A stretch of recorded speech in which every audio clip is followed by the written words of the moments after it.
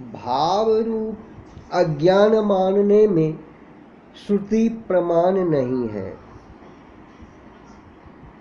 न च अनित्येन ही प्रत्यगूढ़ा इति श्रुतिर्विद्यायां प्रमाणम् इत्याश्रयितुं शक्यम्।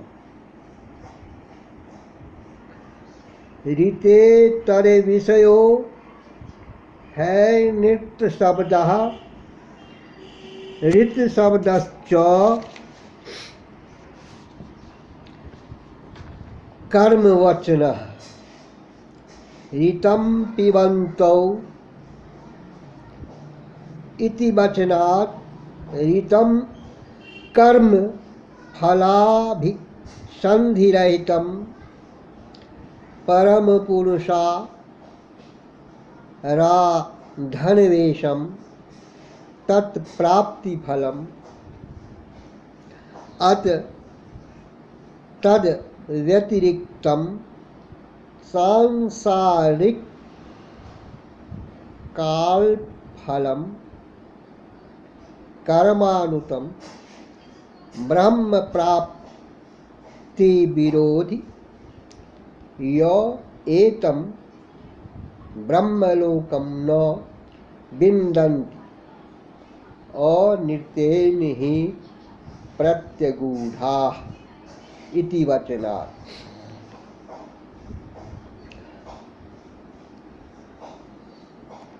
अनित्य असत्य से ढके हुए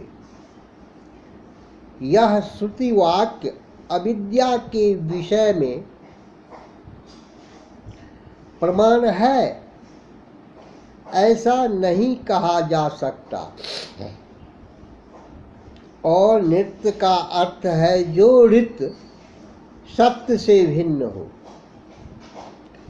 ऋत का अर्थ है पुण्य कर्म, क्योंकि इस वाक्य में ऋत को पीते हुए कहा गया है,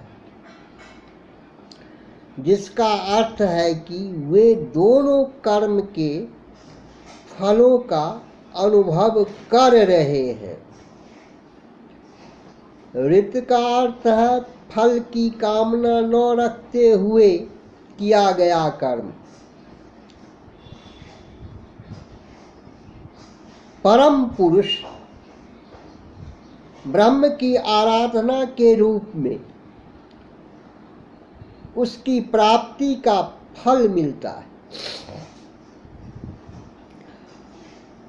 यहाँ पर उससे भिन्न सांसारिक तथा थोड़ा फल देने वाला कर्म ही और नृत्य कहा गया है, जो ब्रह्म की प्राप्ति का विरोधी है। ऐसा ही श्रुति वचन भी है। जो इस ब्रह्मलोक को प्राप्त नहीं करते वे लोग और नित्य सांसारिक फल से ढके हुए हैं। मायाम तु प्रकृतिम विद्यात् इत्यादौ माया शब्दो विचित्रार्थ सर्ग कर त्रिगुणात्मक प्रकृति भी धायको न निर्वचनीया ज्ञानवचनः। पांचवा तेन माया सहस्त्रम तत्छंबरस्य सुगामिना बालस्य रक्षता देह में कैकांसेन सूदितम इत्यादौ विचित्रार्थ सर्ग समर्थस्य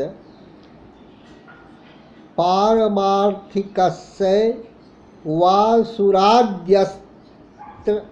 विशेषस्यैव माया शब्दाभिधेयत्वो पालम्भात् अतो न कदाचिदपि श्रुत्या अनिर्वचनीया ज्ञान प्रतिपादनम। अर्थात माया को मूल कारण समझें। इस वाक्य में माया शब्द का अर्थ विचित्र पदार्थों की सृष्टि करने वाली त्रिगुणात्मिका प्रकृति है, न कि अनिर्वचनीय भावरूप अज्ञान। विष्णु पुराण के निम्नलिखित श्लोक में विचित्र वस्तुओं की दृष्टि में समर्थ तथा पारमार्थिक वास्तविक असुर के अस्त्र विशेष का ही बोध माया शब्द से होता है। बालक प्रहलाद के शरीर की रक्षा करते हुए उस आसुगामी विष्णु के चक्र ने शंबर नामक राक्षस की हजारों मायाओं को एक एक खंड करके नष्ट कर दिया। इसलिए श्रुति प्रमाण से कभी भी अनिर्वचनीय अज्ञान का प्रतिपादन नहीं होता।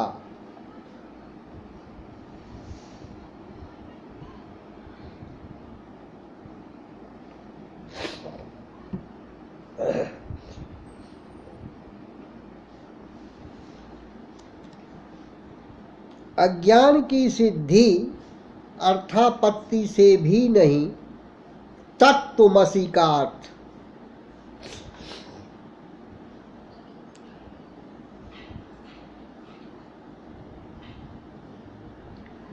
न पैकयोपदेशान्य यथानुपपत्त्या तत्त्वं पदयोः सविशेष ब्रह्माभिधायित्वेन विरुद्धयोर्जीवपरयोः स्वरूपैक्यस्य प्रतिपत्तिं शक्यतया अर्थापत्तेर्नुदयदोष दूषितत्वात्।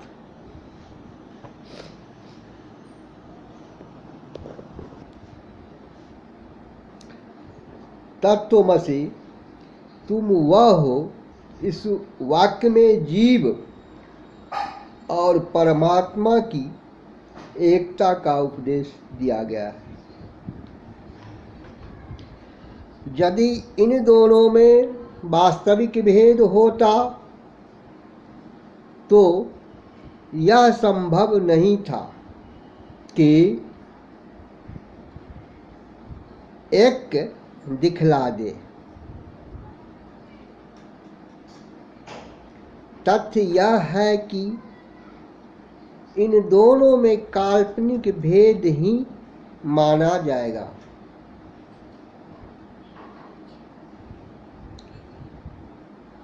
यह काल्पनिक भेद किसी अन्य उपाय से सिद्ध नहीं होता।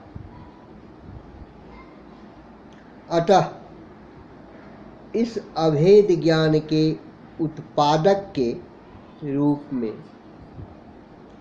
अर्थापत्ति प्रमाण से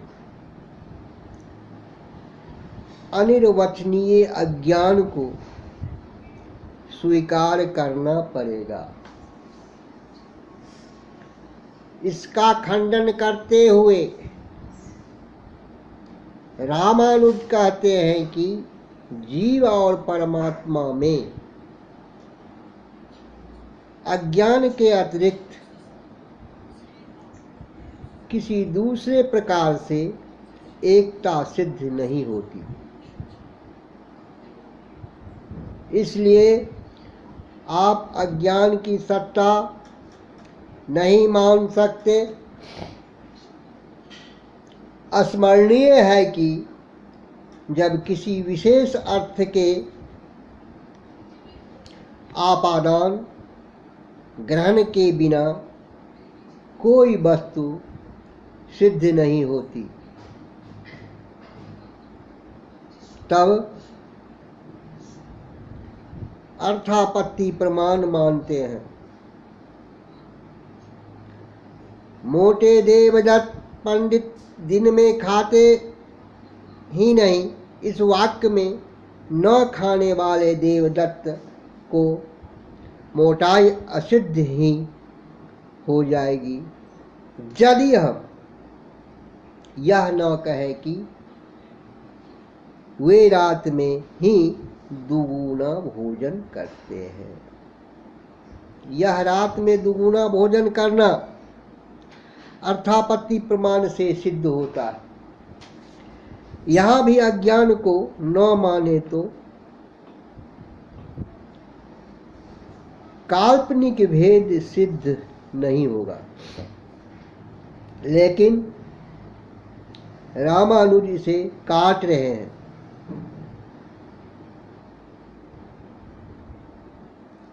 कारण यह है कि तत्व और त्वम तुम दोनों पदों में सविशेष ब्रह्म का अर्थ है। आपस में विरोधी जीव और परमात्मा में स्वरूप की एकता का प्रतिपादन करना इस वाक्य से कठिन है। अतः अर्थापत्ति प्रमाण का यहाँ उदय ही नहीं होगा। यही दोष यहाँ लग जाएगा।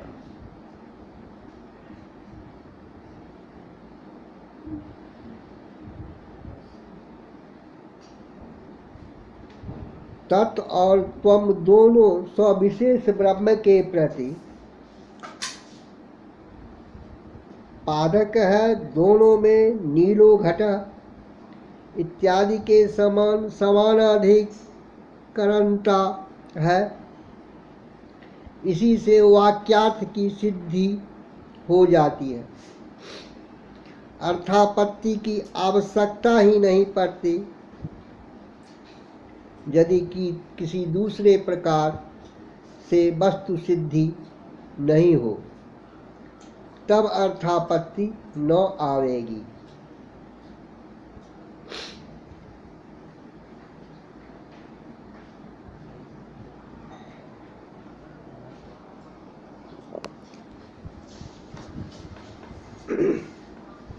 तथा हि तत्पदम निरस्त समस्त दोषम अनवधिकातिशया संख्ये कल्याण गुणास्पदम जगद उदय विभ बललीलम ब्रह्म प्रतिपादयति तदैक्षत बहुश्याम प्रजाये इत्यादिषु तस्सैव प्रकृतत्वात् तत्समानाधिकरणं त्वं पदं चाचिद्विशिष्ट जीव शरीरकं ब्रह्मचष्टे प्रकार द्वैविशिष्टैक वस्तु परत्वात् समानाधिकरण्यस्य। अर्थात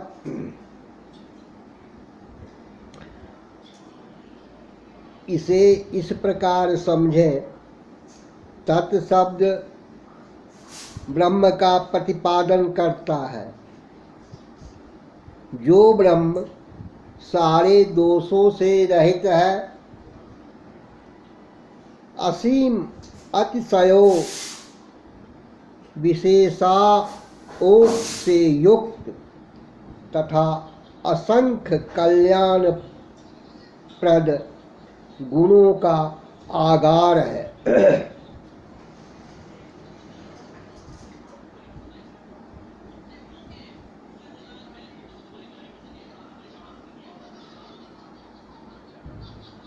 एवं संसार की उत्पत्ति, विभव, स्थिति और लय की लीला दिखलाता है।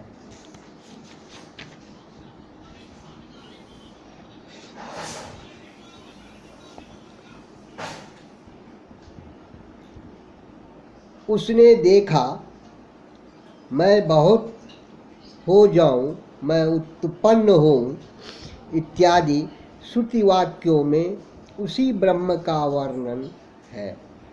उसका समानाधिकरण त्वम शब्द भी उचित जड़ शरीर से विशिष्ट जीव की देह धारण करने वाले ब्रह्म का ही बोध करता है। समानाधिकरणता दो प्रकारों से विशिष्ट किसी एक ही वस्तु पर निर्भर करती है। नीलो घटः में एक ही वस्तु का बोध होता है, किंतु एक प्रकार है नील गुण से विशिष्ट होना, दूसरा प्रकार है घटत्व जाति से विशिष्ट होना। तत् और त्वम भी ब्रह्म के प्रतिपादक है, किंतु दो प्रकारों से विशिष्ट है।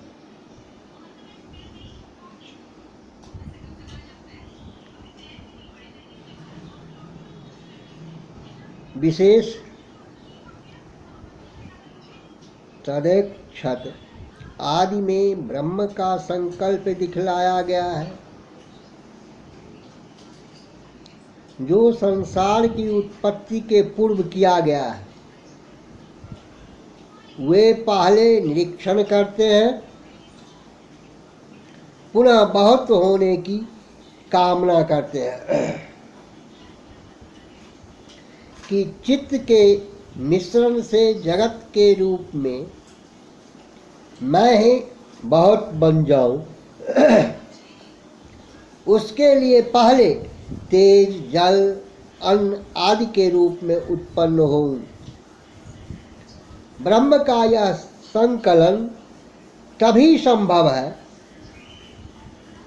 जब वे सभी दोषों से रहित हो, अनंत कल्याणकारी गुणों से संपन्न हो।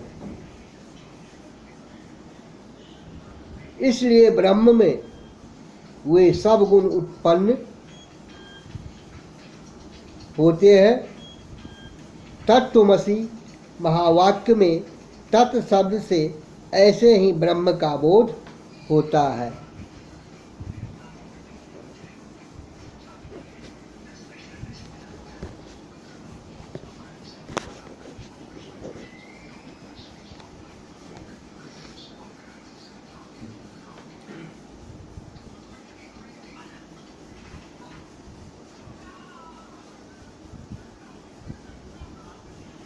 तत्त्वमसि में लक्षण अद्वैत पक्ष। ननु सोऽयं देवदत्त इति वत् तत्त्वमिति पदयोर्विरुद्ध भागत्याग लक्षणया निर्विशेष स्वरूप मात्रमैक्यं समानाधिकरण्यार्थः किं न स्यात्। यथा सो अयम इत्यत्र देशांतर कालांतर संबंधी पुरुषः प्रतीयते। इदं शब्देन च सन्निहित देश वर्तमान कालांतर संबंधी तयोः समानाधिकरण्ये नैक्यमवगम्यते। तत्रैकस्य युग पद विरुद्ध देश काल प्रतितीर्ण संभवति। द्वयोरपि पदयोः स्वरूपपरत्वे स्वरूपस्य चैक्यं प्रतिपत्तुं शक्यम् एवं अत्रापि किंचित् गत्व सर्वगत्वादि विरुद्धांश प्रहाने न खंड स्वरूपम लक्ष्यत इति चेत।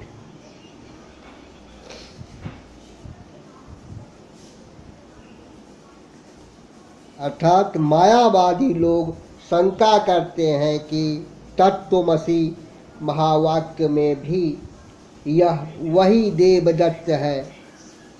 इस वाक्य को ही तरह तत् और त्वम दोनों शब्दों में विरुद्ध अंश को त्याग देने वाले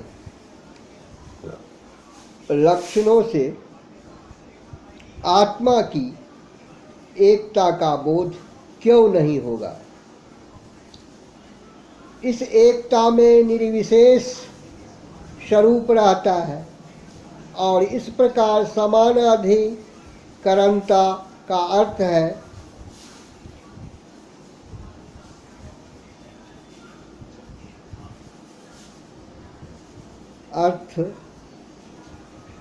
क्यों नहीं हो जाएगा।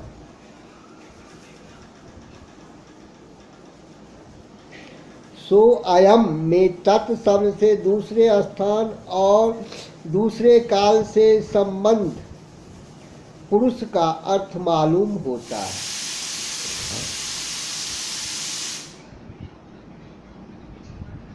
दूसरी ओर इदम शब्द से निकट स्थान और वर्तमान काल संबंधी पुरुष का बोध होता है। यह देखना है कि दोनों पदों से भिन्न भिन्न स्थानों और कालों का बोध होता है।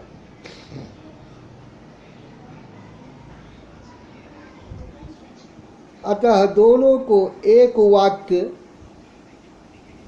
में स्थापित करना कुछ कठिन सा लगता है। इसलिए दोनों पदों की एकता समानाधिकरण के नियम से ही संभव है। यदि ऐसा न करें तो एक ही पुरुष के उद्देश्य के रूप में एक साथ ही विरुद्ध देश और काल वाले शब्दों से उस पुरुष देवदत्त की प्रतीति संभव नहीं है।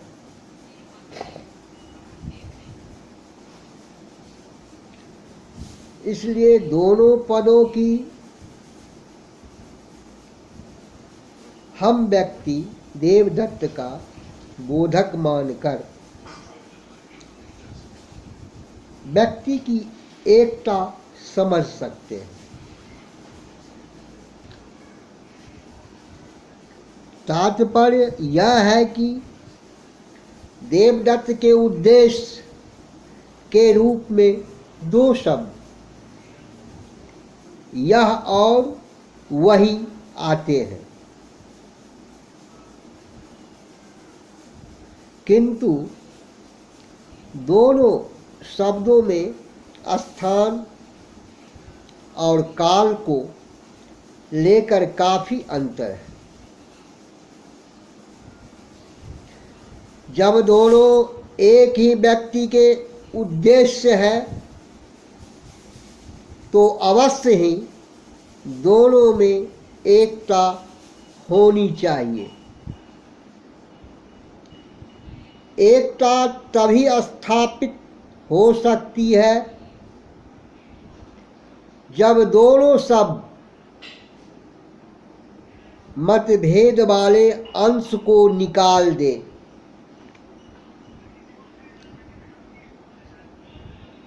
ऐसी दशा में उसका अपना अर्थ कम हो जाएगा और लक्षणा से दूसरे अल्प अर्थ की कल्पना करनी पड़ेगी। इसी को विरुद्ध भाग का त्याग करने वाली लक्षणा कहते हैं। इस प्रकार सह और अयम के बीच एकता समानाधिकरण के नियम से हो जाएगी। इसी प्रकार यहां भी जीवात्मा और परमात्मा दोनों के बीच